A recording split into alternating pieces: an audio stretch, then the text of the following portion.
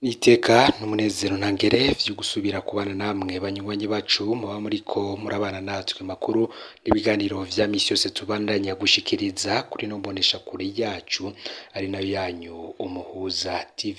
Uyu numwe tugiye ko bageza ko amakuru agezweko ariko aravugwa cane ngaha mu gihugu c'u Burundi, akaba ari amakuru tuza kugaruka kuri vyinshi bigiye bitandukanye. Turaza kugaruka kubiriko bibera mw'ibohero rikuru rya Gitega. Ese ububasha budasanzwe bw'umunyororo Japhet Atibu bwoba buva he? Indwi zibiri inyuma y'igandagurwa ry'umunyororo Leonidas Ngendazi yishwe mw'ibohero rya Gitega mw'ijoro ryo kwigenekerezo ya 14 Rusama uyu mwaka w'ibihumbi 2023, ibibazo biracari vyinshi. Abanyororo kugeza ubu bemeza ko Leonidas Ngendazi yishwe n'amahiri yakobiswe n'umukuru w'abanyororo bita Kapita General Japhet Atibu afadikanije n'abandi banyororo bakorana bitwa ko bajejwe umutekano mw'ibohero. Igitangaza abanyororo kugeza ubu n'ingene atankurikizi zabaye kuri abo bavugwa mu rupfu rwa Leonidas Ngendazi, ahubwo hagahanwa abarondeye ukuri n'ubutungane kuri urwo rupfu. Bose rero baguma bagaruka ku bubasha budasanzwe bwa Japhet Atibu muri iryo bohero be n'imigenderanire idasanzwe yoba afitaniye na Procureur General Felicite Nishemezwe. Japhet Atibu afatwa nk'umunyororo udasanzwe. Ibi nivyo tugiye kugaruka ko muri ano makuru, ndetse kandi tuze kubabwira n'ububasha budasanzwe ngo yoba yarahawe na Procureur General Nishemezwe Felicite. Mu nkuru twabagajeje ko mu ndwi iheze twaragarutse ku bubasha budasanzwe umunyororo Japhet Atibu aboneka ko afise.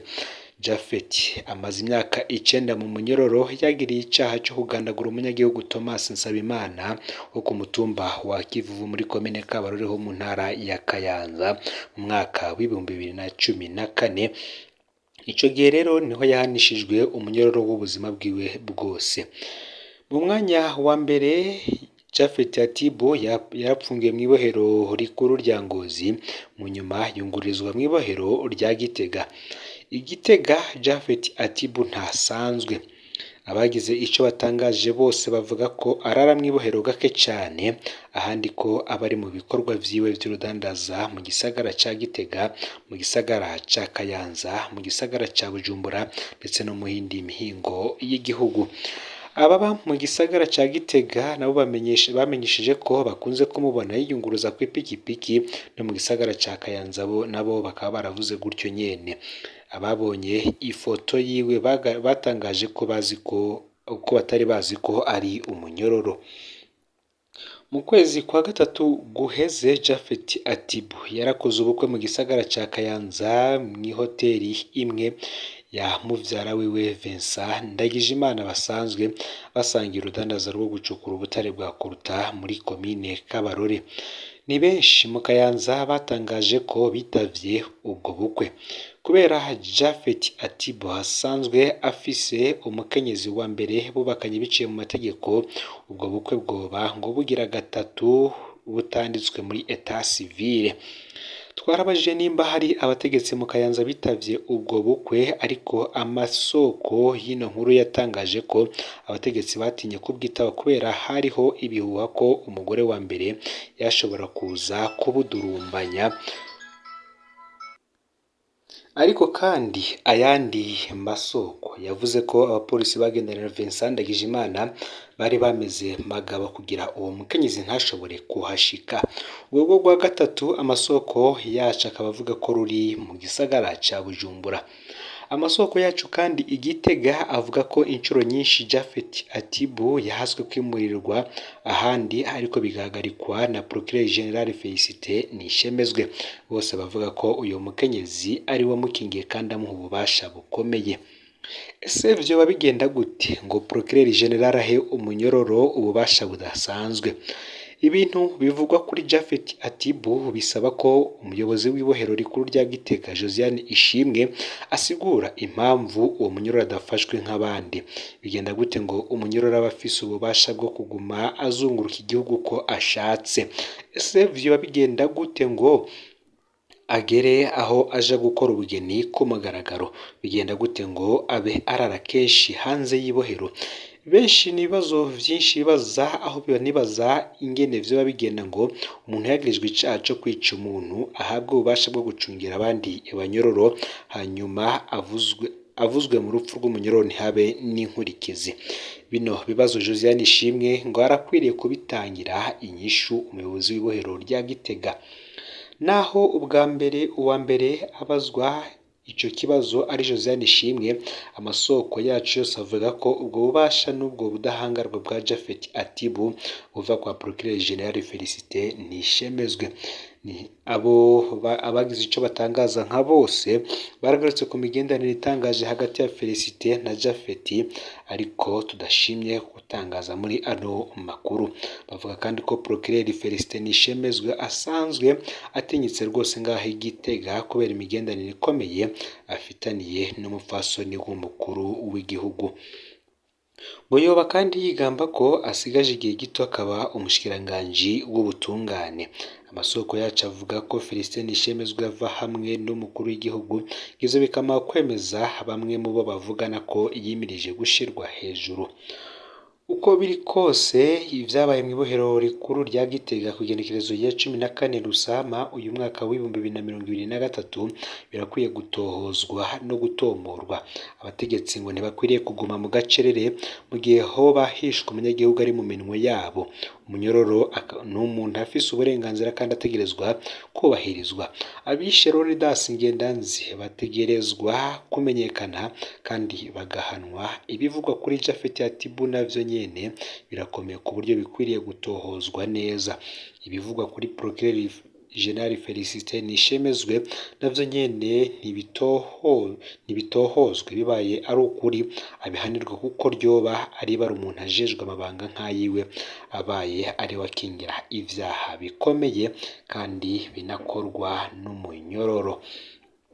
Mu yandi makuru turababwira ko muri Republika Iharanira Intwaro Rusangi ya Kongo Ikalehe, umushikiranganji wa mbere yagiye gufasha abakozwe ko n'imyizurira y'Ikalehe nyene. Gusa tukiri kuri iyi dosiye yo mu ibohero rikuru rya Gitega, kunguruza abanyororo biteye amakenga. Bose hamwe mu banyororo mu ibohero rikuru rya Gitega ku mugwa mukuru wa politike barungurijwe mu mabohero ya Ruyigi mu buseruko, Muramvya hagati ndetse na Bujumbura igisagara c'ubudandaji. Bafashwe nk'uko aribo barongoye abapfungwa basaba ubutungane kuwo bari bapfunganywe yishwe ku igenekerezo ya 14 Rusama uyu mwaka w'ibihumbi 2023 n'indongozi z'abanyororo. Kubwo amasoko mu ibohero rikuru rya Gitega, umushikirizamanza kizigenza wa Republika Sylvestre Nyandwi ngo yari yagize urugendo Igitega bivuye ku ruhagarara rwe rwadutse biturutse ku rupfu rwa Leonidas Ngendanzi yakubiswe cyane nabo bapfunganywe bitwa abakuru b'abapfungwa mu ijoro ku igenekerezo ya 14 Rusama. Abapfungwa 12 barungururijwe hakurya mu ibohero rikuru rya Gitega bajanwa mu ibohero rya Ruyigi ku igenekerezo ya 17. Uwo munsi nyene abandi bapfungwa 7 bararungitswe mu ibohero rikuru rya Bujumbura mu Mpimba. Ku igenekerezo ya 18 Rusama abandi bapfungwa 10 bo mu ibohero rikuru rya Gitega barungurijwe mu ibohero rikuru rya Muramvya.